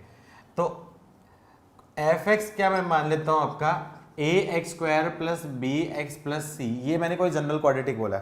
अब उसने क्या बोला, का क्वाड्रेटिक इक्वेशन है। क्वाड्रेटिक इक्वेशन मतलब उसकी डिग्री आपकी क्या है, 2 होगी। डिग्री 2 होगी, इसका मतलब a should not equals to 0। ये चीज मतलब कहीं यूज आ सकती है। डिग्री 2 मतलब a should not equals to 0। पहली चीज तो ये दे रखी है। तो उसमें कंडीशन क्या दे रखी है, f5 is equals to minus 3 of f of 2। इसका मतलब इसको सिंप्लीफाई करूँ, x की जगह 5 रखा तो क्या जाएगा आपका, इसकी वैल्यू क्या जाएगी आपकी, 5 का square 25a plus 5b is equals plus c is equals to minus 3 into f2 का मतलब क्या जाएगा आपका 4a plus 2b plus c। अब मैं क्या करूँ, सबको लेफ्ट साइड सिंप्लीफाई कर देता हूँ। तो 4 इंटू 3 आपका क्या जाएगा, -12, -12 इधर आ जाएगा तो +12। तो क्या जाएगा आपका 25 प्लस 12। मैं 2 स्टेप खा जाऊँ, चलो एक स्टेप लिख देता हूँ। 25a plus 12a plus 5b और ये क्या आपका -3 और -2 -6 और उधर आके आपका प्लस 6b प्लस c और ये आपका -3 plus 4c is equal to 0। इसको सिंप्लीफाई करो, 25 प्लस 12 कितना हो जाएगा आपके पास 37a प्लस 5 प्लस 6 आपका 11b प्लस यहां पे क्या जाएगा आपका c प्लस आपका क्या जाएगा आपका यहां पे क्या जाएगा आपका 3c और यहाँ पे आपका c। तो आपका क्या जाएगा आपका 3 आएगा, सॉरी प्लस 3c आएगा, तो यहाँ पे क्या होगा 4c इज इक्वल्स टू 0। ये आपकी क्या होगी, इक्वेशन 1 होगी। सिमिलरली उसने क्या दे रखा है, सिमिलरली दूसरा क्या दे रखा है, x इज इक्वल्स टू 3 उसका रूट है, तो उसने क्या बोल रहा है 3 इज ए रूट, 3 रूट है, इसका मतलब मैं बोल सकता हूं आपका f of 3 is equals to 0, f of 3 is equals to 0, 3 की वैल्यू रखूंगा तो क्या जाएगा आपका 9, x से रख दिया 3, तो 3 का इसका 9a प्लस आपका क्या जाएगा, आपका क्या है, कौन सी इक्वेशन है, fx, 9a plus 3b plus c is equal to 0। ये आपकी क्या होगी, equation number 2। Equation 1, equation 2। I think यहां तक तो सब लोग पहुंच गए।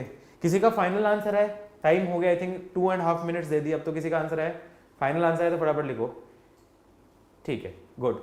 अब थोड़ा ध्यान से देखो, यहां पे यहां तक तो सब लोग सोल्व कर लेते हो, लेकिन प्रॉब्लम कहां पे होती है, 1 2 3 3 वेरिएबल्स हैं और 2 इक्वेशन है, तो 3 वेरिएबल्स हैं, तो 3 वेरिएबल्स को सोल्व करने के लिए 3 इक्वेशन चाहिए होगी, लेकिन अपने पास यहाँ पे क्या है 2 इक्वेशंस है, मतलब 3 वेरिएबल्स है और 3 वेरिएबल को सोल्व करने के लिए मुझे 3 इक्वेशन चाहिए होगी, लेकिन यहाँ पे तो आपके क्या है 2 इक्वेशन है। इसका मतलब क्या हो सकता है, या तो ऐसा हो सकता है इक्वेशन आपके क्या है 2 इक्वेशन से समझ में सोल्व हो पा रहे, या फिर हो सकता है उसकी जरूरत ही ना पड़े। ठीक है, तो ऐसे केस में इसको सिंप्लीफाई करो, तो ऐसे केस में पैटर्न देखो, ये 9 है, ये 37 है, मतलब 36 के पास 3 है, ये 11 है, इसका 12 4 टाइम के टास्क, ये 1 है, ये आपका क्या 4 है, ये 4 टाइम के टास्क। तो मैं क्या करूँ, यदि इसको 4 से मल्टीप्लाई करूँ, 4 से मल्टीप्लाई करूँ और माइनस करूँ, तो क्लियरली एक वेरिएबल आपका क्या कैंसिल हो जाएगा। तो मैं वही चीज करता हूं, तो मैं क्या कर देता हूं, equation 1 minus 4 time of equation 2। मैंने क्या कहते हैं, एक वेरिएबल को एलिमिनेट करने के लिए क्या है, यहाँ पे आपका क्या है c है और यहाँ पे 4c है, तो इसको 4 को एलिमिनेट करने, 4c को एलिमिनेट करने के लिए इसको मैंने 4 से मल्टीप्लाई करके माइनस कर दिया। तो उस केस में बोल सकता हूं आपका 37a plus 11b plus 4c minus 9 4 जाके आपका 36a minus 12b minus 4c equals to 0। इससे मुझे क्या समझ में है, आपका c की टर्म्स तो कैंसिल होगी, 37a माइनस 36a, इसका मतलब आपका क्या जाएगा a, 11b minus 12b minus b equals to 0। इससे मुझे क्या समझ में है, a is equals to b, a की वैल्यू क्या होगी आपकी b के इक्वल होगी, a की वैल्यू b के इक्वल आ गई, तो अब उस केस में किसी भी इक्वेशन से मैं c की वैल्यू फाइंड कर सकता हूं। तो यहाँ पे मैं क्या कर देता हूँ, फ्रॉम इक्वेशन 2 में रख देता हूँ a की वैल्यू b, a की वैल्यू b रख दिया, तो क्या रख दिया, b की जगह रख देता हूँ a, तो क्या जाएगा 9a plus 3a plus c equals to 0, तो c की वैल्यू भी क्या जाएगी आपकी माइनस 12a। इसका मतलब b की वैल्यू a की टर्म्स में आएगी और c की वैल्यू भी आपकी क्या है a की टर्म्स में आएगी। तो इसका मतलब मैं बोल सकता हूं, ये जो पॉलिनोमियल इक्वेशन है f(x) इक्वल्स टू क्या बनेगी, ax square plus ax minus 12a is equals to 0। ये आपके क्या है पॉलिनोमियल इक्वेशन।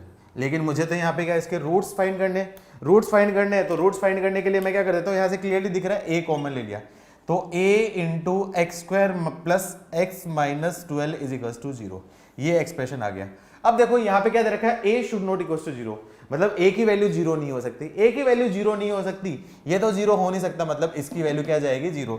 इट मीन्स मैं बोल सकता हूँ आपका x square plus x minus 12 is equals to 0।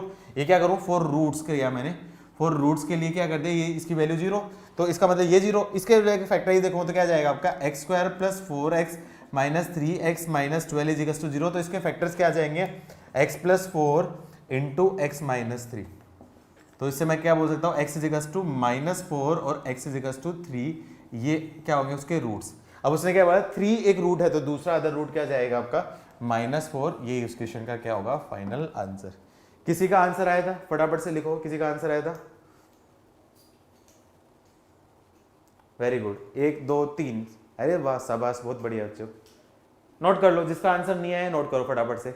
अच्छा, इस क्वेश्चन को 1-2 तरीके से और कर सकते थे, सम ऑफ रूट और प्रोडक्ट ऑफ रूट, उस कंसेप्ट से भी कर सकते थे, लेकिन वो अभी मैंने वजह से मैंने भी नहीं किया है, लेकिन आप sum of root product of root से भी कर सकते थे।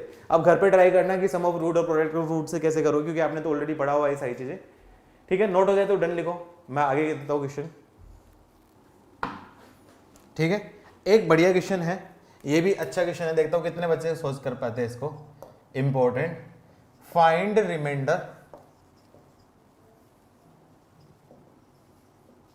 when f(x) is equals to ऐसा दे देगा आपका कोई, मान लो आपका क्या है x की पावर 1000 प्लस 10 x की पावर 100, ये प्लस लिखे माइनस लिख देता हूँ आपका माइनस, ऐसा बोल देता माइनस 10 x की पावर 20 प्लस 9 x की power 9 plus 1 is divided by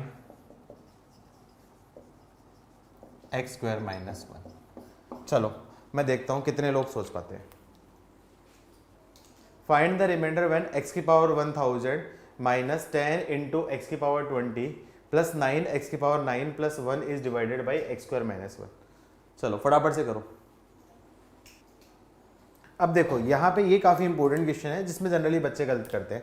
अब यहाँ पे वापस सब इधर देखो, सब इधर देखो, यदि ऐसा होता f x is equal to ऐसा होता x की पावर 1000 माइनस 10 एक्स की पावर 20 प्लस 9 एक्स की पावर 10 प्लस 1, यदि इस टाइप का होता तो ऐसे केस में सारे के सारे ये जो सारी टर्म्स है आपकी एक्स स्क्वायर की टर्म्स में कन्वर्ट हो पा रही है।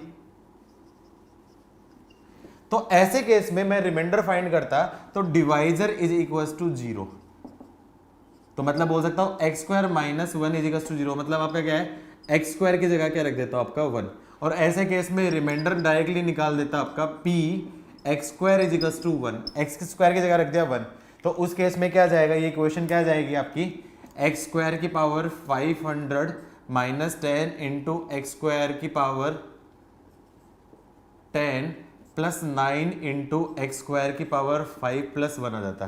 तो ऐसे केस में रिमाइंडर क्या हो जाता है आपका 1 माइनस 10 प्लस 9 प्लस 1, ये आपका क्या रिमाइंडर हो जाता है, तो इसकी वैल्यू क्या आ जाती है 1 आ जाती है। ये डायरेक्टली आंसर कर देते। लेकिन यहां से करोगे तो यहाँ पे क्या है आपका 9 एक्स की पावर 9 है, तो यहाँ पे मैं बोलूंगा 9 इंटू एक्स स्क्वायर की पावर मैं बोलूंगा यदि 9/2 करूं तो ये जो पावर है ये जो पावर है 9/2, 9/2 does not belongs to natural number, ये आपका क्या नेचुरल नंबर नहीं है। और आपको पढ़ा था पोलिनोमियल एक्सप्रेशन कब भी होता है जब उसकी जो पावर है सारी की सारी बिलोंग्स टू नेचुरल नंबर, या फिर मैं बोलूँ आपका इंटीजर हो, पॉजिटिव इंटीजर हो, तभी ये आपका क्या है पोलिनोमियल बनती है। ये पोलिनोमियल का 9th क्लास में आपने कंसेप्ट पढ़ा था। इसका मतलब ये जो पोलिनोमियल है वो बन नहीं सकेगी, पोलिनोमियल नहीं बनेगी, मतलब इस तरीके से नहीं करेंगे। अच्छा, अब ऐसे केस में याद करो रिमाइंडर थ्योरम में आपको ऐसा कुछ बताया गया था कि इन केस इफ आपका क्या है remainder theorem fails then use proper method. और प्रॉपर मेथड क्या है, प्रॉपर मेथड क्या है आपका डेफिनेशन। प्रॉपर मेथड क्या है डेफिनेशन, डेफिनेशन क्या बोलता है उस केस में डेफिनेशन बोल देता हूं आपका dividend is equals to divisor into quotient plus remainder. अच्छा, यहां पे क्या क्या चीज पता है, डिविडेंड है तो इसकी डिग्री क्या होगी आपकी हाईएस्ट, और एक और रिलेशन होता है आपका degree of divisor is always greater than आपका रिमाइंडर से। तो मैं क्या बोल सकता हूं यहां पे एक चीज और बता सकता हूं, degree of remainder is always less than degree of divisor. अब डिग्री ऑफ डिवाइजर आपकी क्या है 2 है, तो रिमाइंडर की डिग्री क्या हो सकती है, या तो 1 डिग्री हो सकती है, या फिर ये कांस्टेंट हो सकता है, या फिर 0 हो सकता है, मुझे कुछ नहीं पता।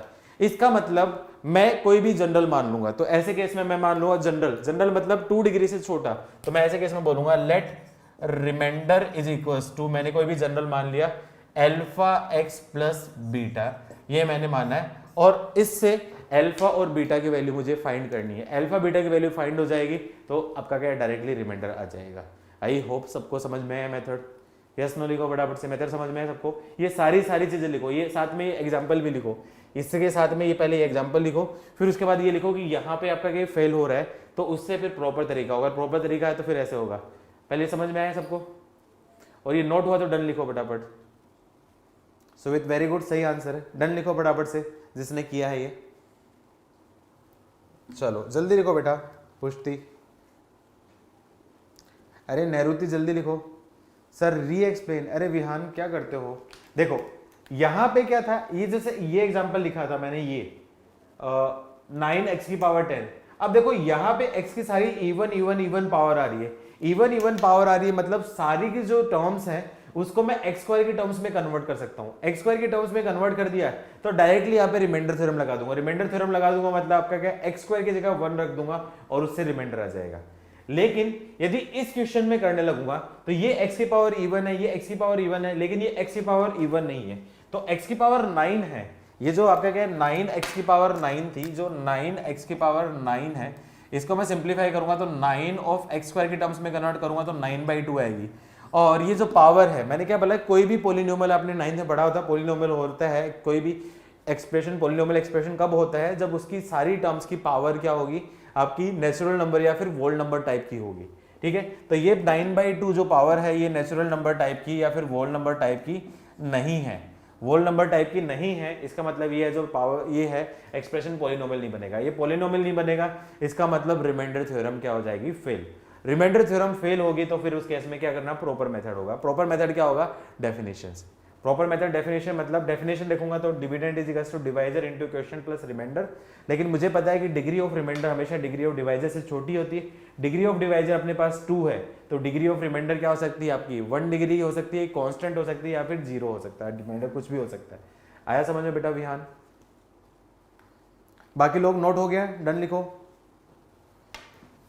ठीक है, तो ऐसे केस में सबसे पहले उसको रिमाइंडर थ्योरम की हेल्प से इसको रिप्रेजेंट करूंगा। रिमाइंडर थ्योरम की हेल्प से रिप्रेजेंट करूंगा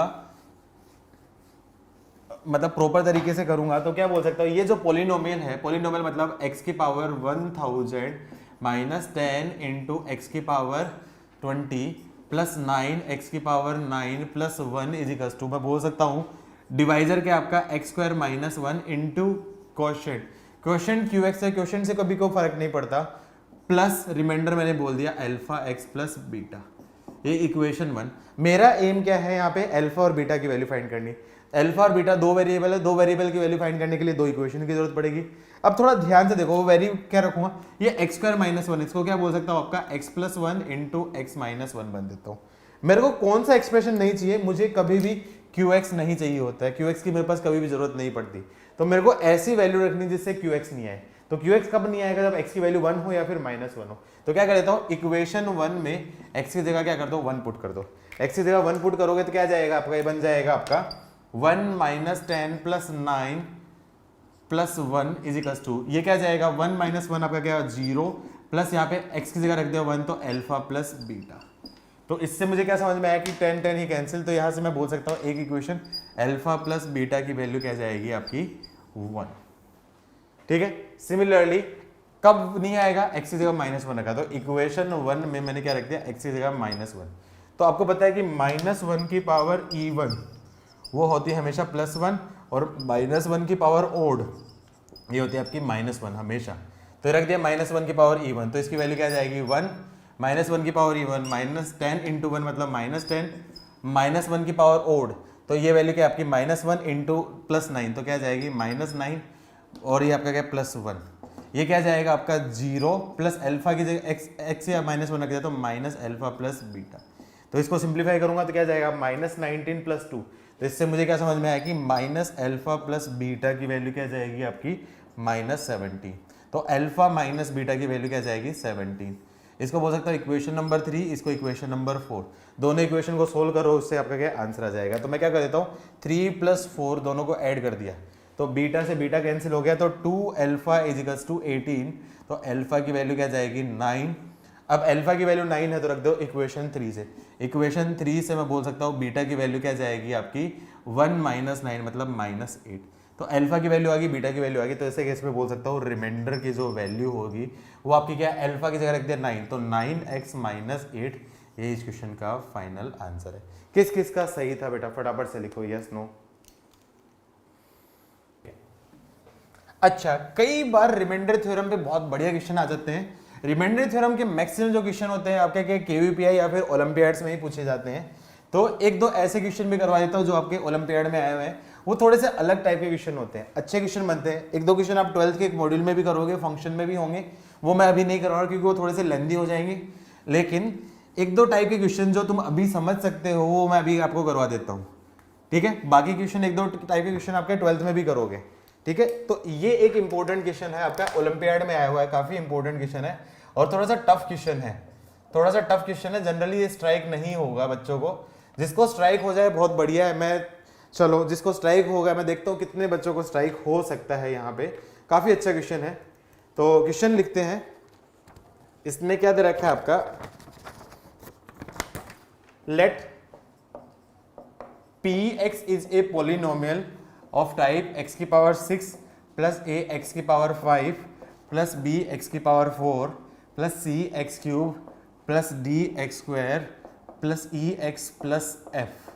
ये इस टाइप की इक्वेशन है। b ए पोलिनोमियल इक्वेशन, ये ओलंपियाड में ही आ सकता है। इस टाइप का क्वेश्चन आया है, जेईई एडवांस में पूछा जा सकता है, ये वाला क्वेश्चन पूछा जा सकता है। ऐसा ओलंपियाड में आया हुआ है, जेईई एडवांस में पूछा जा सकता है। Is be a polynomial equation, और ये पूछा जाएगा आपका इंटीजर टाइप में। इंटीजर टाइप में तो तुक्का भी नहीं मार सकते हो, इंटीजर टाइप में तुक्का भी नहीं मार सकते हो, जब तक एग्जैक्ट आंसर नहीं आए तब तक नहीं कर सकते हो। Let be a polynomial equation such that p of 1 is equals to 1, p of 2 is equals to 2, p of 3 is equals to 3, p of 4 is equals to 4, p of 5 is equals to 5, p of 6 is equals to 6. Then find p of 7. अब किसी ने बोला p of 7 is equals to 7, उसको पकड़ के यहीं से थप्पड़ फेंक के मारूंगा। p of 7 is equals to 7 बिल्कुल घटिया आंसर, ये नहीं हो सकता है। चलो बुद्धि लगाओ, क्या हो सकता है आंसर। एक ऑप्शन तो मैंने डायरेक्टली डिस्कार्ड कर दिया, जो बोल रहे हो p of 7 is equals to 7, वो तो आंसर नहीं हो सकता है, क्योंकि इस टाइप का क्वेश्चन आपसे जेईई में नहीं पूछा जाएगा। ये काफी अच्छा क्वेश्चन बन सकता है, देखते हो कितने बच्चों को स्ट्राइक हो सकता है। चलो इधर देखो, सब लोग इधर देखो, अब थोड़ा ध्यान से देखो। p of 1 is equals to 1, इसका मतलब बोल सकता हूं p1 minus 1 is equals to 0। p of 2 is equals to 2, तो p2 minus 2 is equals to 0। ये लिख रहा हूं, इससे कुछ सोचना। p of 3 is equals to 3, p3 minus 3 is equals to 0, p4 तो p4 minus 4 is equals to 0, p5 minus 5 is equals to 0, और p6 minus 6 is equals to 0। तो उससे मैं क्या सोच सकता हूं कि इक्वेशन किस टाइप की होगी, इक्वेशन किस टाइप की होगी। क्या मैं सोच सकता हूं इससे इक्वेशन किस टाइप की होगी। x की जगह 1 2 2 3 3 4 4 5 5 6 6, तो ऐसे केस में मैं बोल सकता हूं लेट पोलिनोमियल इक्वेशन आपकी क्या दे रखी है, gx जो पोलिनोमियल इक्वेशन है वो किस टाइप की होगी आपके, px minus x is equals to 0 type की होगी। अच्छा, इससे मुझे क्या समझ में आया, x इज इक्वल्स टू 1 पे इसकी वैल्यू 0 है, इस gx की, इस gx के लिए मैं बात करूं, x इज इक्वल्स टू 1 पे वैल्यू 0 है, x इज इक्वल्स टू 2 पे वैल्यू 0 है, x इज इक्वल्स टू 3 पे वैल्यू 0 है, x इज इक्वल्स टू 4 पे 0 है, 5 पे 0 है, 6 पे 0 है। इसका मतलब बोल सकता हूं x is equals to 1 2 3 4 5 6 are the roots of gx, क्योंकि gx आपने क्या px माइनस 1 टाइप की है। इसका मतलब मैं बोल सकता हूं रूट्स है तो रिमाइंडर थ्योरम से बोल सकता हूं आपके जो gx है उसकी वैल्यू क्या जाएगी आपकी px माइनस x टाइप की है, जिसके रूट क्या दे रखे आपके, ये रूट्स दे रखे x इक्वल्स टू 1 2 3 दे रखे। तो इसका मतलब रूट्स दे रखे तो उसको फैक्टर की टर्म्स में बोल सकता हूं, तो मैं बोल सकता हूं x minus alpha, x minus 1, x minus 2, x minus 3, x minus 4, x minus 5 और x माइनस 6। ये क्या आ जाएंगे, उसके क्या हो जाएंगे, आर फैक्टर्स हो जाएंगे। और फैक्टर की टर्म्स में मैं इक्वेशन लिख सकता हूं। फंडामेंटल थ्योरम ऑफ अलजेब्रा पढ़ा है कि कोई भी equation can be represented as a product of their factor. बस मुझे एडजस्ट करना हाईएस्ट पावर ऑफ वेरिएबल। तो हाईएस्ट पावर ऑफ वेरिएबल मुझे पता नहीं, तो मैंने क्या बोल दिया, a highest power of variable होगी। तो इससे मुझे क्या समझ में आया कि px की वैल्यू क्या जाएगी आपकी, x minus 1 a into P x की वैल्यू क्या जाएगी आपकी a into x minus 1, x minus 2, x minus 3, x minus 4, x minus 5, x minus 6 plus x, ये आपकी क्या होगी पी एक्स हो जाएगी। लेकिन अभी भी इसका आंसर नहीं है, क्यों, अभी a है, तो a को देखना है। अब देखो क्वेश्चन में px दे रखी, px दे रखी x की पावर 6, यहाँ पे x की पावर 6 के अलावा बाकी के कोफिशिएंट में आपने वेरिएबल दे रखा है, x की पावर 6 में कोफिशिएंट नहीं दे रखा, मतलब कहीं ना कहीं यहाँ पे इसका यूज होगा। अब मैं यहाँ पे देखूंगा px को देखूंगा तो px वो दे रखी ऊपर में, और px का हाईएस्ट पावर देखूंगा, हाईएस्ट पावर का जो कोफिशिएंट है वो क्या दे रखा है आपका 1। इसका मतलब हाईएस्ट पावर कोफिशिएंट कब होगा, x x x x x x multiply होगा तब हाईएस्ट पावर कोफिशिएंट आएगा। इसका वैल्यू 1 दे रखा है, इसका मतलब क्लियरली बोल सकता हूं a की वैल्यू क्या जाएगी 1। इसका मतलब px की वैल्यू डेफिनेटली आपकी ये होगी x minus 1, x minus 2, x minus 3, x minus 4, x minus 5, x minus 6 plus x, ये आपकी क्या होगी px होगी। इसका मतलब x इजिकल्स टू 7 रख दो, तो x इजिकल्स टू 7 पे p7 की वैल्यू क्या जाएगी 7 minus 6 into 5 into 4 into 3 into 2 into 1 plus 7, ये क्या जाएगा फैक्टोरियल 6, फैक्टोरियल 6 का मतलब 720 प्लस 7 मतलब 727, ये इसका आंसर होगा। किसी को समझ स्ट्राइक हुआ था ऐसा कुछ, समझ में आया बेटा बाकी लोगों को? अब कर लोगे ऐसे क्वेश्चन, ठीक है, इसको क्लास नोट्स में लिख लो फटाफट से। चलो आज के लिए इतना ही, मिलते हैं हम लोग नेक्स्ट टाइम पे, कल हम लोग स्टार्ट करते हैं आगे क्वाड्रेटिक इक्वेशन, ठीक है, मिलते हैं कल, ओके बाय बाय। बेटा एक बार दोबारा से देखना वैदिक, उसको मैं दोबारा से एक बार एक्सप्लेन कर दूंगा, नहीं अभी तो जल्दी है निकलता हूं मैं, कल एक बार दोबारा से देखना इसका वीडियो, नहीं आया तो फिर एक बार दोबारा करेंगे, ठीक है, चलो मिलते हैं, ओके बाय बाय।